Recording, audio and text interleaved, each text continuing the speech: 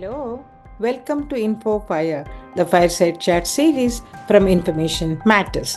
InfoFire brings visionaries and experts from diverse domains to share their stories and perspectives on a chosen topic. Each episode is a conversation between our guest and the host. I am Shalini R, your host for the series. I am an academic with more than 4 decades of experience in teaching and researching information. I founded two educational institutions. The first is the International School of Information Management, ISIM, at the University of Mysore with a seed grant from the Ford Foundation. In 2012, I founded the Myra School of Business with a focus on triple bottom line.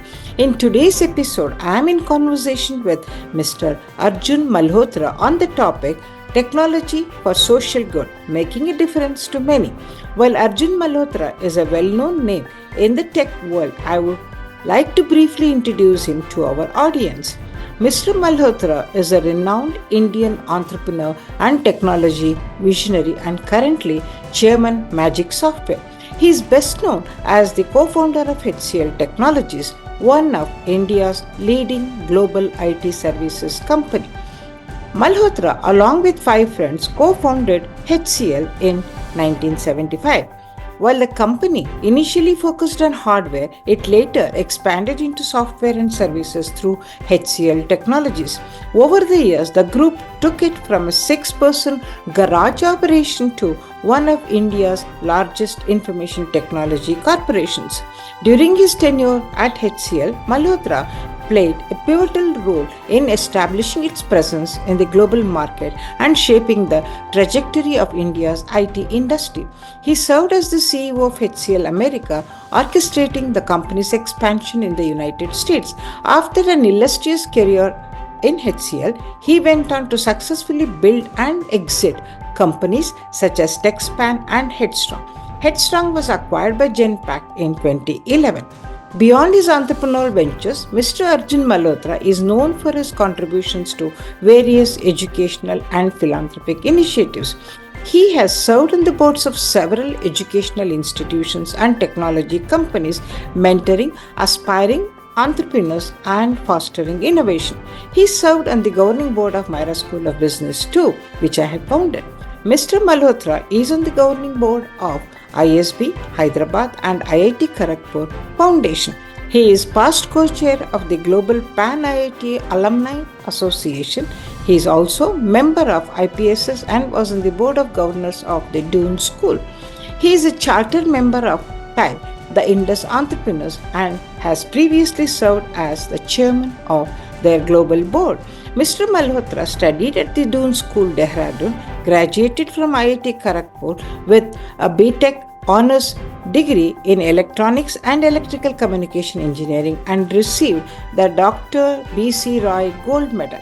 In 1985, Malhotra also attended the Advanced Management Program at the Harvard Business School.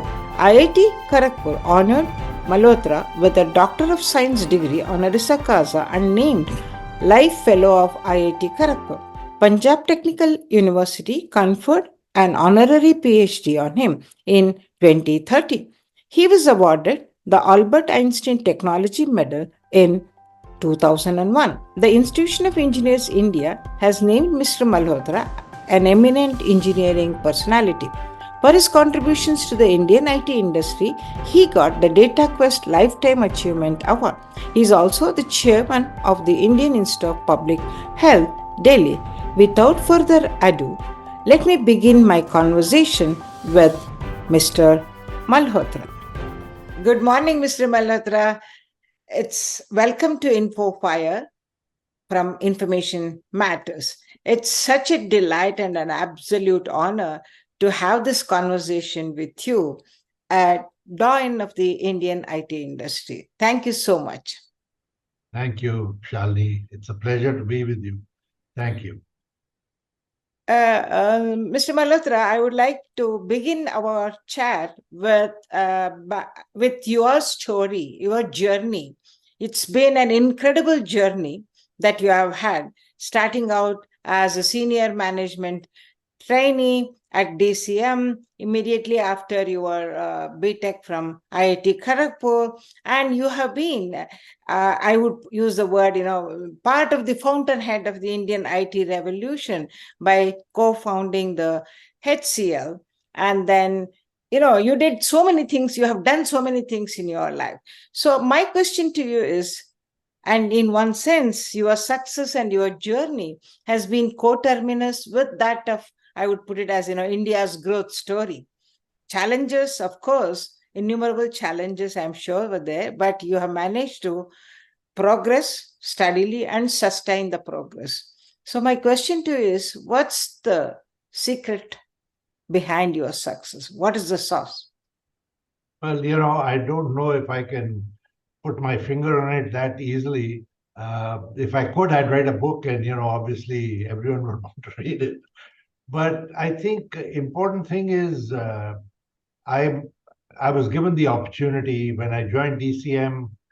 They decided to get into electronics. I was probably one of the few, if not the only, electronics engineer in the company, and so I was given national responsibility 1 year out of college, which is not normal in my view.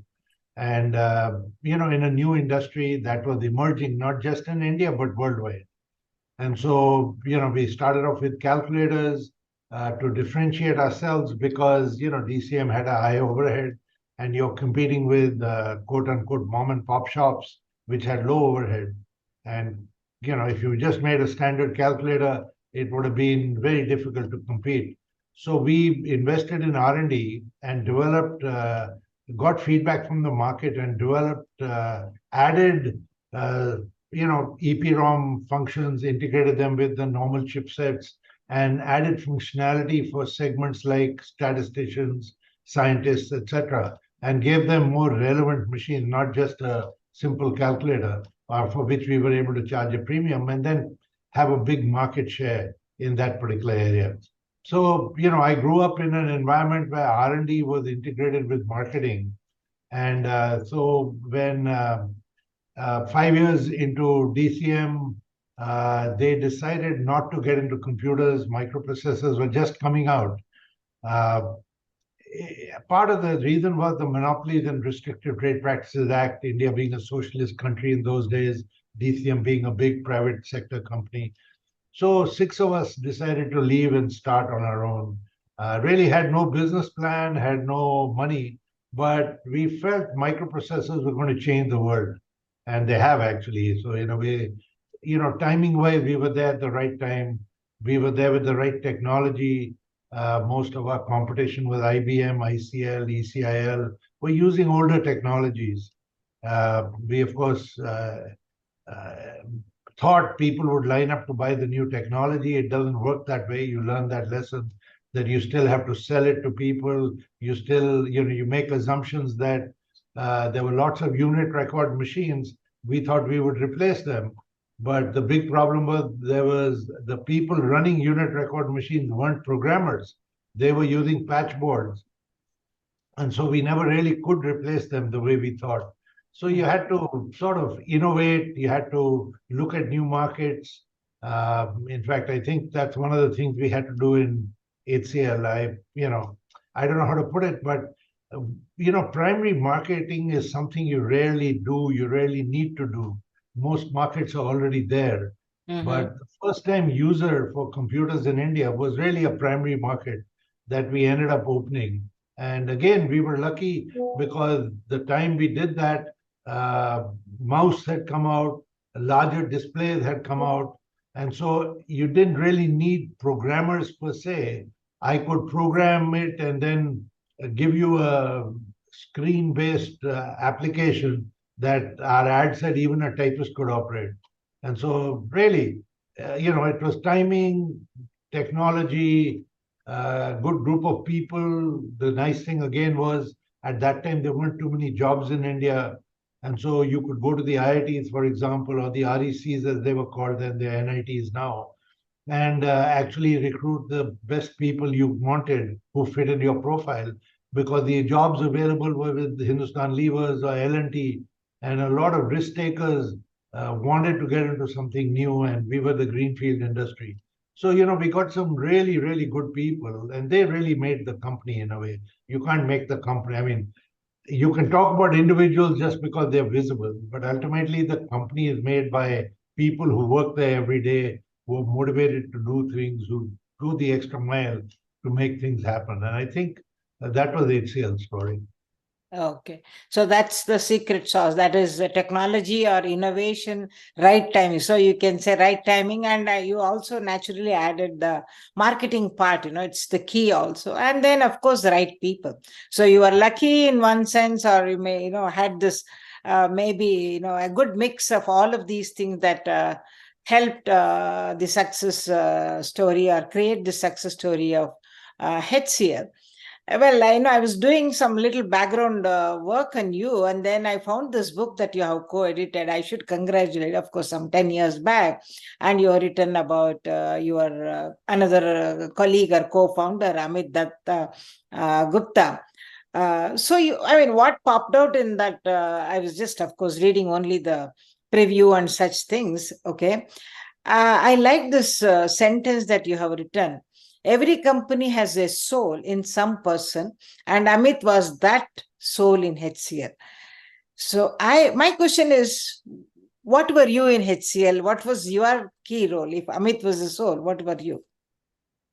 So, my role was, I guess, basically to try and motivate people. Actually, what happened in both TCM and HCL Mhm. was that I was not much older than a lot of the people we recruited. So I was 3 years, maybe 3, 4 years older than them. But everyone assumed I would have the answers when they had a problem, whether it was a field problem or whatever. And I obviously did not have the answers, but I could not tell them that. So I had to behave like I had the answers. So you had to think out of the box all the time. I mean, I don't think I was allowed to think in the box at all. you know and so it was fortunate that Amit handled marketing, where a lot of those ideas then got translated into action plans and implemented. And I really then worked with the field, the sales group, so to say, to get these implemented in the field effectively. The other thing was, when we were selling initial days, not too many people knew what computers were, what they could do. And if you got too technical, it just, if you went RAM, ROM, operating system, I mean, they were words that people didn't understand. And so you had to simplify them in a way that people understood it. You could only say, I'll solve your problems. Yes, you had to do that, but you had to also give them some idea of why the technology is important. Starting from simple things. When we sold calculators, we had to convince people that it will not give you a wrong answer. Now, Good. why would it not give you a wrong answer is not too easy to explain. And so we had to do a lot of that work. And so you needed people who understood technology a little bit or a certain amount and understood what the customer wanted. And I would work, because of my engineering background, especially in electronics, I was able to work with a lot of our field people to try and, you know, just get them to feel comfortable in doing that with customers. So I think that's really what my role in HCL was, to really look after the field, make sure that they were motivated, that they did the right things. I think one of the other important things we did in HCL was we set up a very transparent company. Mhm. It was, I mean, I don't know how to describe it, but it was completely transparent. Obviously, you didn't share things like cash flow and stuff with people, but everything else was pretty transparent. And a lot of people worked with us because they liked that. They liked that openness that we had at HCL. And I think, let me put it this way, it's easy to do when you're small. When you get bigger, you suddenly feel, hey, should I change my modus operandi a little bit? But we sort of realized that a lot of good people work with us because of that. And so we just kept it. In fact, made a real effort to make that part of our culture. And I think when you talk to ex-HCL people, that's something they all remember. That's something they all miss, which is why. like we're going to have another reunion. They are organizing it. Everyone wants to sort of get back with the people with whom they shared Oh, that kind of environment and relationship. It was really different. It was special. yeah. I mean, it's so gracious of you to always acknowledge everybody's role, every person's role in HCL, both from the starting to the now. It's very gracious of you. But I guess that also translates into people working for you, working around you, having that kind of a trust and commitment and relationship. I would say that speaks for both. It's always both sides are important. So, Thank you. I mean, that actually, as I said, no, that popped out from doing some background research about you, the company, etc. That's really very gracious, as well as, and I think that is probably the other secret. I mean, other ingredient of the secret sauce, apart from all of this, as you mentioned, of course, 70s and even the 80s. Technology, unlike today, everybody, whether they know or they do not know, still, they are sort of gung-ho about technology. But those days, it was a difficult one. So I guess, as you put it, motivating people around you and getting the right people was probably very important. Now, you have, since the last maybe 15 or 12 years, you have transitioned from a tech entrepreneur to a socialpreneur, right? So, has that been always kind of, in you or your thinking, the triple bottom line, as they say, looking beyond profits, people, and planet? That's the triple bottom line. So, my question to you is that having worked in both the sectors, the corporate sector and now in the social enterprise sector, what are the differences that you observe or have you experienced in their approaches, in the people, and in the processes? So yeah, it is different. First of all, it has to be different. It has to be looked at differently, worked differently. You're not looking at how do I put it? While there are time targets and you obviously have cash flow issues because there's a limited amount of money that you normally have. I think, and a lot of the impact measurements are subjective, they're not objective. So you'd have to look at it somewhat differently. Your mindset has to be a little different. Right. I'm not sure I'm fully into it. I'm not sure I could, quote unquote, run an NGO. But what I decided was, uh, I, I thought technology is the only real thing I understand. Right. In a way, I've been in it most my whole life, working life at least. And I thought technology is making a difference everywhere. It was going very slow in certain segments. Mhm. For example, in education, digital content was taking a long time. In healthcare, doctors were slow to adjust to technology. In fact, to read a MRI, you need a technician. The doctor only looks at it after that, right? Stuff like that. So I thought I would try and work with companies that are in those areas and try and see if we can leverage that to improve outcomes for the economically underprivileged, especially in India. Right. What happened, what has happened, is that the pandemic has actually accelerated the adoption both in education and in healthcare. People had no choice, and so they had to switch.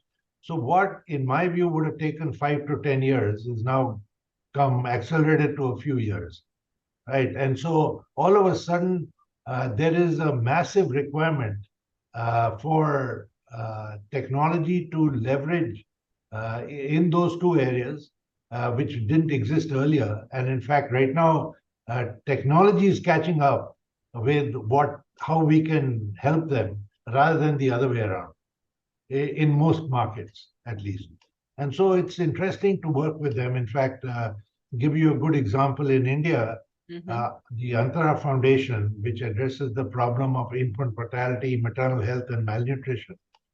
So what we have seen there is that the government has the infrastructure. India actually has a very good infrastructure on the ground. Mhm. Every village has an ASHA worker. every village has an Anganwadi worker, and every cluster of 4 or 5 villages has an auxiliary nurse midwife. We have PHCs, public health centers, we have community health centers, there are district hospitals. So there's a complete infrastructure available for healthcare.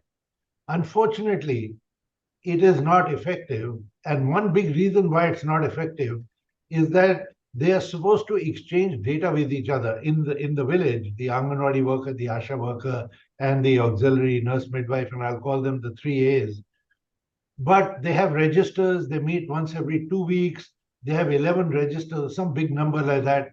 There's no way you can exchange data. But if everyone had a smart device and you gave them an app, it would happen immediately. Now, what happens when the data is not exchanged is that some high risk pregnancy might go unnoticed by the person who's supposed to help them get their tikas or whatever. And some malnutrition kid can become ultra malnutrition if they're not given the right. The government gives you all these medicines and vaccinations and food, but if it doesn't get to the right person at the right time, it's not going to be effective. And that can only happen if you exchange data. So they started in a couple of districts in Rajasthan, and the Rajasthan government saw the impact it made, and they have adopted it. Even with the change of government, they continue to adopt it, which means that it is actually making a difference. We are now working in Madhya Pradesh in some 8 odd districts, and they're doing an effective job there. And I think one more state, and then I think the central government, it'll catch their eye, and they might take it over and implement it all over the country. So things like that are coming up. In education, for example, what we decided to do was in one of the companies was digital content. Now, if you go to the US, for example, it's true in India, though we don't really address it in India, but every school district feels that some 20 odd percent, some number like that, have some learning handicap, whether it's visual, hearing, ADHD, whatever it is. And you've got to adapt or adopt the digital content for those people, for those kids. And so what we do is we're sort of experts in that area. We work with a number of publishers all over the world to do that. India is still not ready we are still just about starting to address our learning handicapped kids, so to say. Schools are starting to talk about it, and definitely the government schools are not yet addressing it. But I think over a period of time, as we make our education system more efficient and effective, they will start doing that. So those are some of the things that that NGOs and companies I'm working with are trying to address. Okay. I think, as you mentioned, COVID, and there is always this, they say that every crisis also gives some opportunities for, doing things differently, as well as, people realizing it. So COVID, of course, it was a horrible time for everyone. And still, one good thing that came out is, especially in the health sector and even in the education sector to that extent, I would say everybody became dependent. It was inevitable to become dependent. But one important thing that I got from your response to the previous question is that it is more of data management issue that was there in the government sector, and you could bring in, your company, or rather, sorry, your organization, and you as a person, technology person, could bring in that kind of a data management to make it more efficient, as well as I would probably add scalable, right? Is it possible to, have you found that scalability has been better with technology? So a couple of things. One is, I'm the actual people who do it are on the ground, and so I can't take the credit for that in any way. But if you want to scale in India, for example, give India as an example, you have to have the government involved. You have to find a way of working with government, which has not been something that we have looked at in the past. Most NGOs want to work in their own little environment. Most companies are happy if government is not interfering in what they're doing. But in the social sector, if you want to scale, you have to get the government involved. Number one, Number two, if you're looking at rural India, then you have to get the community involved also. Because, you might do something, it works, you go away, it stops. But if you want it to be there as something that is a process that goes on and on, then the community, the village, they have to be involved. And in, let's say, in something like Antara, we have to make sure the women in the village want it to happen. The girls who are growing up want it to happen. Then it'll happen. They'll make sure that it happens. But if you do it, you go away, it'll be dead after you're gone. They'll go back to their old ways, whatever it was. And so those are the two things I think I've learned, that if you want to scale in India, especially, you have to get those two. They have to be a part of your plan. Otherwise, it's not going to happen. So partnership with government is, and also of course community, are the two important things, especially in social sector, you would say. I mean, you yourself mentioned that, with the government, they have the excellent, I would say, on the ground infrastructure, and then there are so many other things that are happening, right? As it is government, I mean, programs are there, whether it is Anganwadi or even public health service, etc. And then, when I say I mean the NGOs or the social sector can add further value, right? My next question to you is, I agree that these two are important, that is partnerships with government and community. In terms of the actual contribution or the role that social sector can do to bridge that gap. I mean, government has certain strengths, right? Community is also doing that. What is that main thing that the social sector and people like you bring into this? So let me see if I can answer this. So I'll give another sort of example. So there are two IIT organizations, IIT alumni organizations. There's PARFI, which is Pan IITians Action for India, where we decided that if you look at all the demographic statistics that were coming out, there was going to be a shortage of skilled people in India. Mm-hmm. While there's excess of MBAs and engineers, and there are lots of illiterate people, there was a projection of a shortage of people in the skilled category. Carpenters, fitters, electricians, plumbers, nurses, all that stuff. So Parfi, what they did was they set up an organization where they said we'll do skilling, but with a guarantee of a job after that. So just don't skill for skill to get a tick mark or get some money from the government that I've skilled someone who's passed a test or whatever. So they started this. We worked our own kind of setups. We got NABARD and people like that to work with us, because one of the things we felt was, unless the person takes a loan and is committed to pay it back, he may not be serious about getting skilled. And so we arrange a loan for them. We arrange a repayment once they get the job, etc., etc. What ended up happening was the state of Jharkhand came and talked to us and said that they are fairly behind and they'd like see if we can help them in any way. And so a PPP kind of model got developed at Jharkhand, where they would give us the building, we would refurb the building, and then use it for training nurses or whoever else we needed to train.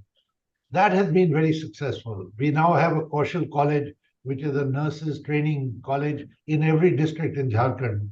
We have a number of other Gurukuls where we train people on construction skills, electricians, plumbers, etc., also in a number of districts. And a number of states are now talking to us and want us to replicate that model. We have just signed an MOU, not just a few months ago, with MP, and there are 5 other states who are talking. It's a scaling problem from our side. If we could get enough people to scale it, we'd get to all these states. The other thing that an IIT organization out in Bangalore had decided to do was to look at rejuvenating, water bodies that have been silted up for some time. To give you a little history, during the Chola times, they had built a series of tanks that retained monsoon rainwater so that farmers had water all the time. Farmers were working with these tanks for many, many centuries, in fact. Over the last 200 years or so, we went into these dams and canals and stuff like that. So what happened is the farmers' bond with these tanks got broken, and a lot of these tanks got silted up. So now we are working with companies to go in and you desilt the tank, use the silt as excuse me, use the silt as fertilizer Okay. over time. And while communities can do it and we can help them, we do the first 12 to 18 months only because we want the small farmer to also get involved. Otherwise, the large farmers can afford the tractor, trailers, and all that, and they'll do it. But then the small farmers will get left out. So we are trying to work in a number of communities, a number of states to get this done. And now with the Prime Minister wanting that scheme to have 75,000 ponds, lakes rejuvenated, this has got a big boost. And so this IITians for India's transformation are doing a lot of work in that particular area with a number of other NGOs that are also working with them. So just to give you an example of, and what they've done is that, I mean, I forgot to mention, the technology that they've used ISRO data, and they've got the water flows for so if you go to an area, you look how the water flows. So when you set up the tank rejuvenation plan, you look at the water flows to make sure that that tank will get water through the year, right? So you're rejuvenating the tanks, getting back to the old Chola plan, and maybe making it more efficient with technology to make sure that the farmer has water throughout the year. He's not just dependent on the monsoon. So yeah, and it'll make a difference over time. A couple of things from this response of yours. One, let me put it this way. So you mentioned about measurement and things like that. So how does a social, and you also mentioned earlier that you can't use the same metrics that you use in a corporate sector to measure the outcome of impact of say NGOs. So because there is quality, not just numbers or quantum, right? So my question to you now is that how do you measure, how your organizations measure successes or even failures, the extent of the reach as well as the impact that you have made? So we set up targets, Mhm. right? A lot of targets are just pulled from the air. You might say, I want to reduce the infant mortality by 50% in 5 years, right? Then you decide which statistics you want to work with because different people give you different statistics historically. But the bottom line really is, let's take Antara, and that's a good example because we are finding it difficult to get Indian donors to give money for something that is preventive. I can't show so many kids I've educated this year, they've gone up. When you start looking at improving maternal health, what you're doing is you're seeing what percentage of uh, uh, ladies who have difficult pregnancies. If I was getting 10 of them, am I getting 20 now? Because they're there, we are just not finding them. So if I can identify them and get them into the process, then hopefully I will have a better outcome over time. And so, you look at how many children you've saved, you'll have to look at past data, your future data will come over years. That is becoming, so we measure that. And now that we've been working for 5+ years in states like Rajasthan, we are starting to be able to give people data that shows them the impact. Otherwise, measuring impact in a preventive kind of thing gets very difficult, right? And most people find it, I mean, I think it's psychological all over the world. I only know about India. People find it easier to fund something where they can measure the impact directly rather than something that's preventive, that'll take time or make a difference over time, which is one reason why you see so much noise on climate, but you see so little action towards saving it. In fact, I think our children are going to be much more active than we are because it's their world that we are affecting. Well, our grandchildren, Yeah. basically. I So mean, you're very right it's the about, same. yeah, preventive. I mean, you can't see it, then you say, no, it's let's see what happens. You don't feel that, right? I mean, whether it is groundwater, I mean, especially in India, I mean, water is going to be one important, I mean, it's a crisis everywhere, but in India more so because of all this we have done with our soil and our, I mean, groundwater. So it's very difficult for people to sort of feel the pinch, I would say. So it's difficult. Those are the challenges. But other than that, I mean, I'm now asking about the comparison between the corporate and this sector in terms of challenges, in terms of, say, people, commitment, because, again, in the corporate sector, you have all these incentives and things like that, right? So, whereas here, there are incentives, but, getting people, for example, you said, for example, for HCL, you said you could get right people. Is that a challenge for the social sector? It is because you need people. First of all, someone's got to go and live in a village. Okay, it's not an easy life, let me tell you that. And they have, they might be drawing a good salary and all that, but where are they going to spend that money? So you've got to find people who have got the urge to make a difference, who want to, who are motivated by that. Good news is a lot of young people are making money very early in life, which wasn't true in my generation. And a lot of them feel they are economically comfortable enough and want to make a difference. And so we are finding a lot of young people from leading institutions. So, they're smart and intelligent, who are willing to come and work, or at least see if they want to work in some of these remote areas doing these jobs. And a lot of them stay on.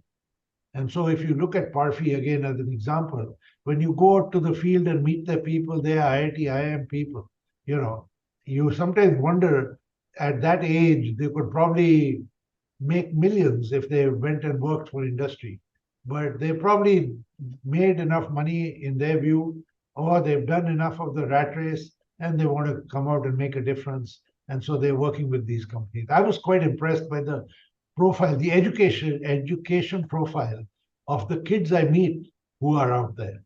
Yeah. Some of them have left lucrative jobs in industry and come out to work in these areas.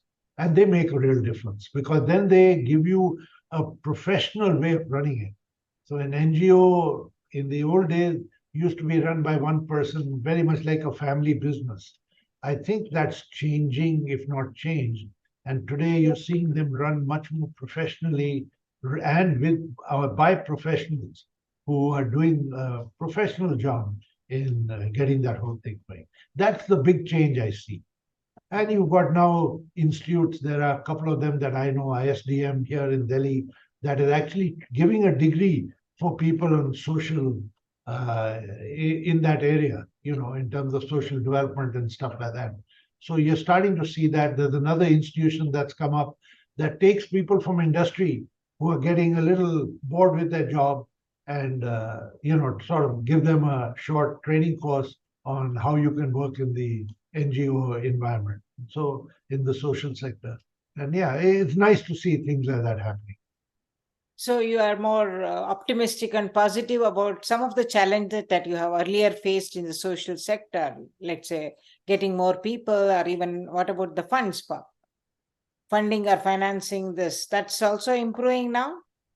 Yes, yes. You're starting to see, CSR has made it compulsory, of Yes, sir. course. Yeah, that must have Because made a big difference, right? it The does. Mm, It does. What does happen is a lot of companies have their own foundations. I And know. so you've got to go talk to the large company foundations. A lot of the MSMEs don't want the headache of IRS asking them that you haven't given the right report, etc. So a lot of them are giving it to government funds, where you say, look, I don't have to ask them. IRS can't ask you questions. It's gone to a government fund or the income tax here. So you're finding it difficult to get funds. It's only the multinationals that come in and work in some of these sectors directly with these NGOs. But yeah, it is changing. We are seeing, in fact, the Antara Rajasthan action was funded by Tata Trust. And so you're starting to see some of the big donors coming in and stepping up for some of these things. The A.T. Chandra Foundation is working on this water rejuvenation thing with the IIT group.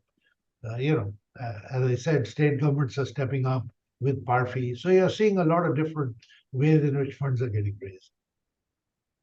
Yeah, it's good to note that things are changing for better.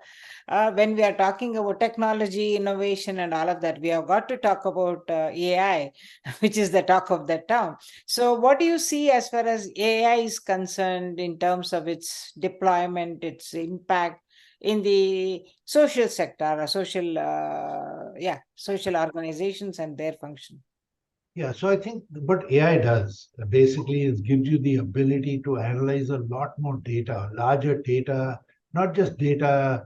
It can do it for voice, it can do it for video, it can do it for lots of things. So you're able to look at a much larger data warehouse and do analysis on it very quickly with multiple options. It's what spreadsheets did for planning AI is going to do for data analysis, basically.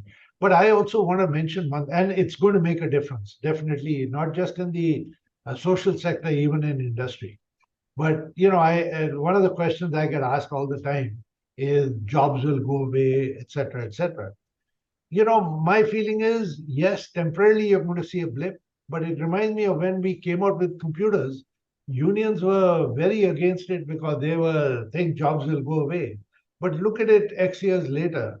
What has happened is as long as you know how to use a computer, you know your Excel, you know your Word, you know the basics, more jobs have been created.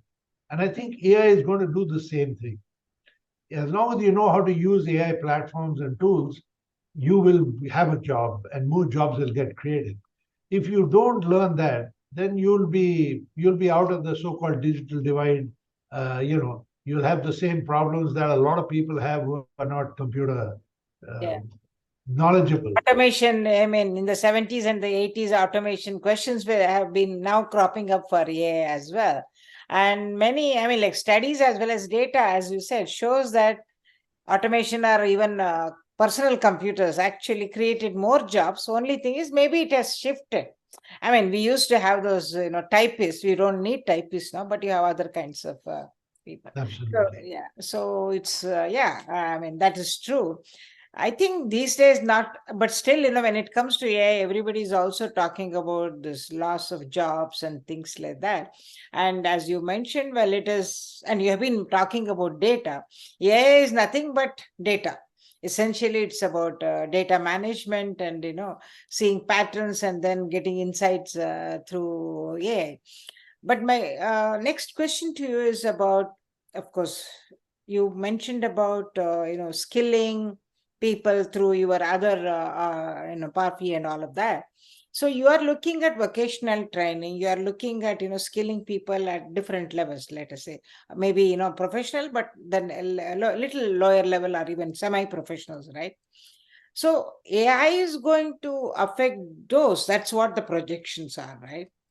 It may not affect the higher end, it may not affect the lower end, but it is going to affect the middle. Yeah. So, how is it going to play out according to you? Yeah. So if you look at it, I mean, just take the jobs we are looking at. Let's take an electrician or a plumber or whatever. Right. The physical job of putting the pipe is not going to be done by AI. What AI will do is help you plan the layout of the pipe or the layout of the wiring or whatever in a much better way, in a more efficient way, in a way that'll give you less trouble over time, etc., etc. So I think the AI is going to be used at the planning design stage and maybe in helping in the layout if you've got some issues.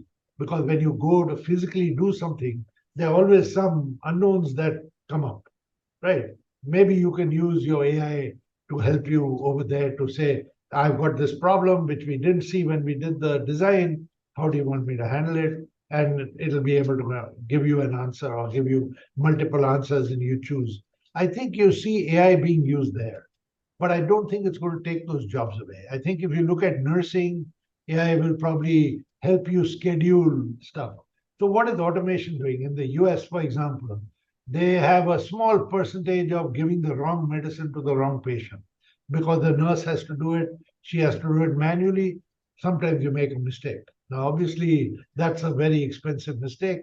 You don't want to make it too often. So now they've got robots that go and deliver medicine to each bed in some of the hospitals, right?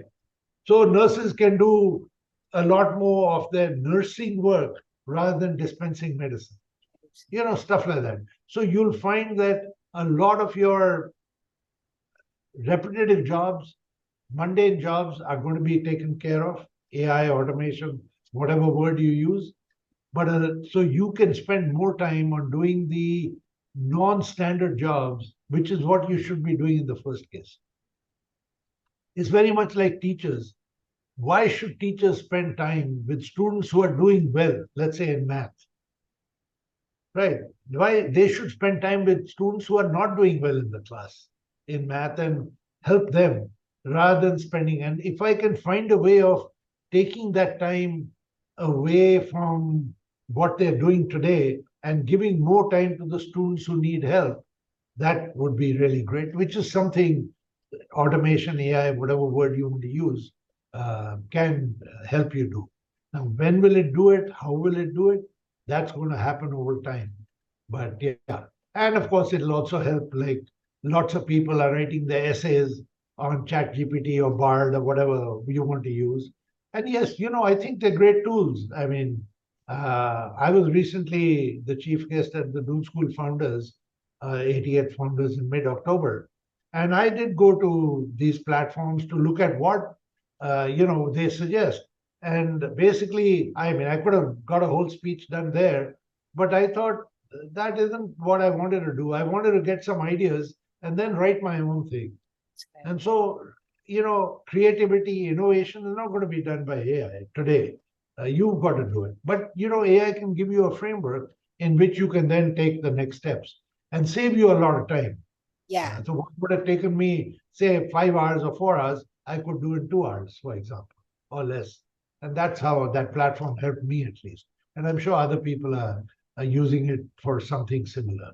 Yeah, yeah. I also use ChatGPT as a starting point. I mean, like I would compare it to how we started using Google to do the search and find it on Wikipedia. Now I'm also using the ChatGPT, and in one sense, it's making work. I mean, like more adding to the work because you are trying to do all of that and add more to of your own, as you said. No, you get it and then you want to add your own also, and also it's about asking the right questions, right? I mean, as far as prompts, as they say for Chat GPT. So basically, AI is going to, I mean, do you consider it as a sort of a silver bullet to scale, to improve things in general? I'm saying in the sectors that you are talking about, let's say healthcare, or for example, in education. In healthcare, one of the things is, yeah, as you said, reach can be managed with telemedicine is considered as one of the possible ways of doing things, right? So one doctor can do so many things because of this. So I mean, are you foreseeing that, or has it already happened to some extent? Yeah. So where it's really working out today is if I feed, say, a million X-rays with their analysis, then through AI and ML, if you give a new X-ray, it can point out likely places where you might want to look to see for a problem.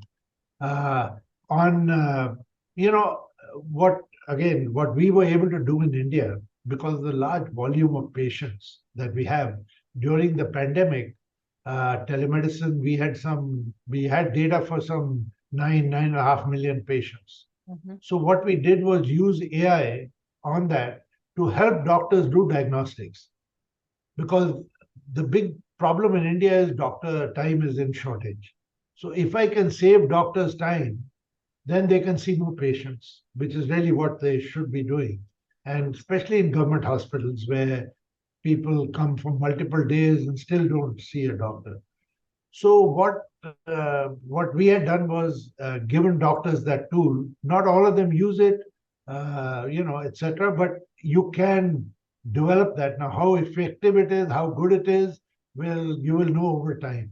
So to answer your question, I don't think today we are ready to do any of that diagnostics for AI, except in areas where images and all are used. But over time, given the data, given the analysis that we can do with the data, you should be able to give doctors a prediction if you can do the triaging beforehand. Then, based on the triaging, and not just the basic triaging, but asking some more questions that the system can ask intelligently, you should be able to give the doctor what you think is the problem. A doctor obviously can agree or disagree with it, and he'll do his own he or she will do their own diagnostics. But yeah, it is going to happen. Maybe not today, but in a few years, 4 or 5 years, you're going to see that. The issue is medicine is moving so fast into personalized medicine. You're getting genetics into it. You're getting a lot more. So the doctor will have to lean on technology at some point. Forget diagnostics. Before you can give that to him, other things are likely to come up.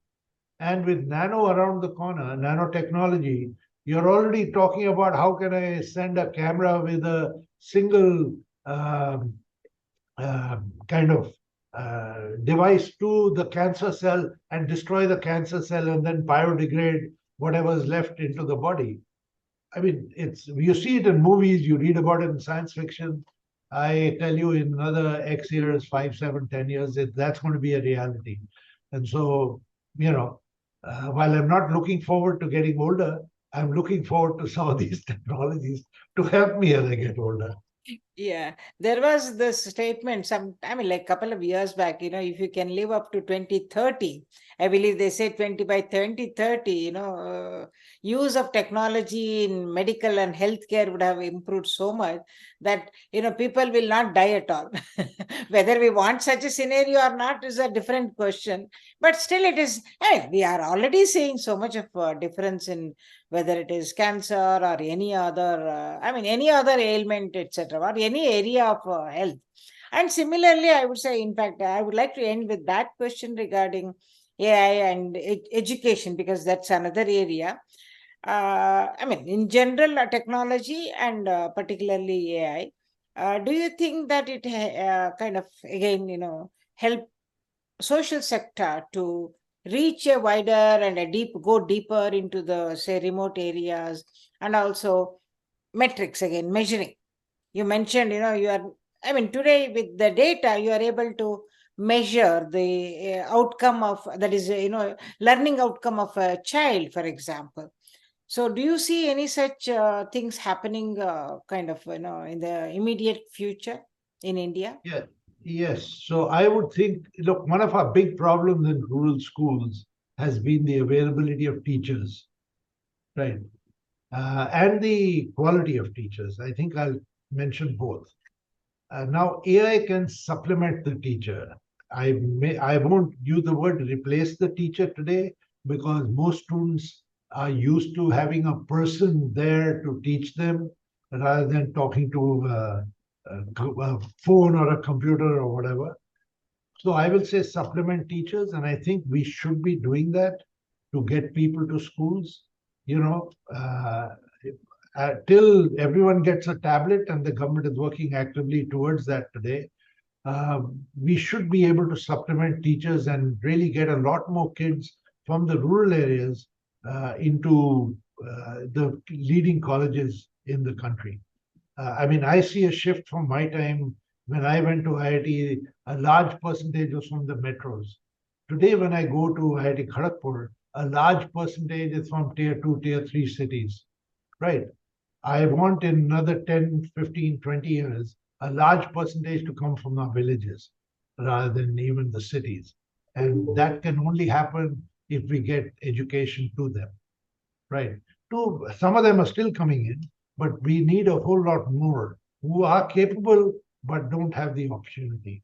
And I think AI can help you do that by supplementing the teacher and getting that done. And that will change this country. The minute you have more people coming in from that area, a lot of them, I hope, will go back and make a difference there. I don't think the present group is doing very much. I can't say that. But over 70 years, we haven't seen much improvement in our rural countryside. And to me, that means that all the people who come from there, whether they were educated or in power, have not been able to make a substantial difference. They've obviously tried, I'm sure, they're making a difference in pockets, but it hasn't changed that part of the world or that part of India. If that has to change, we have to get a lot more people from there to come in and work for the problems that exist there. And I think AI over time, by giving supplementary teaching help to teachers, may be able to make that happen. I hope it can.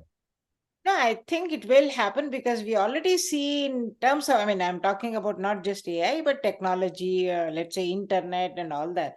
These days, rural kids are fairly, I mean, they have access to information, access to some of these things. I mean, whatever educational content that you are talking about, all that is now accessible and everybody has that connectivity.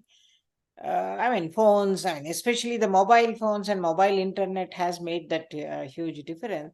So moving on, probably AI will further, augment that than what it has done so far. So we do see a lot of change. I mean, at least personally, I have seen in South, I mean, in Karnataka, for example, I do go to my native village once in a year or so to see what is happening. I mean, for example, my father's death anniversary, which also happens to be August 15th. So schools have a function, so I go there and see. I see that change, and they are very smart. The Oh children, yeah. teachers are also very smart, Uh, you and they see have that the. in athletics. You see where the medals are coming from.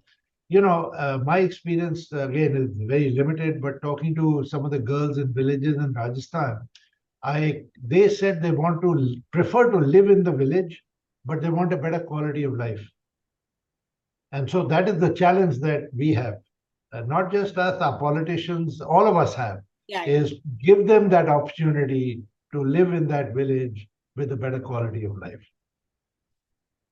Okay, one final question. Having served now the social sector for 10 to 15 years, so, what you would have wished to change or accommodate, in the last 15 years, if what you see today? Yeah, I wish I had thought of getting into this sector a little earlier.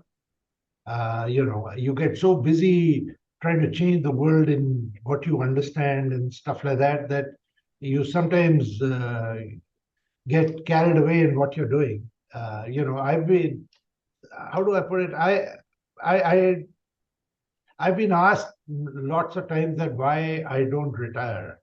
And I've asked myself that question too, because I'm going to be 75 in another month or so. Uh, my logic is that as long as I can create jobs, I think I have a duty not to retire. The That, day I feel I can't create jobs anymore, then I'll then sit back and get to my hobbies and do stuff, travel the world, whatever needs to be done. Right. I'll plan something then. But till then, and I think from my point of view, in my little way, that's what I can contribute to the country. I think the country needs jobs, and I'm at a position where I am able to create them. And so that's what I should do. So. yeah. I mean, making the difference to millions, or even if it is, whatever the number, it doesn't matter because that is going to have a ripple effect, right? So it's going to create Uh, more. Making a difference to millions, it's like when I left, my wife and I, when we left college, you want to change the world.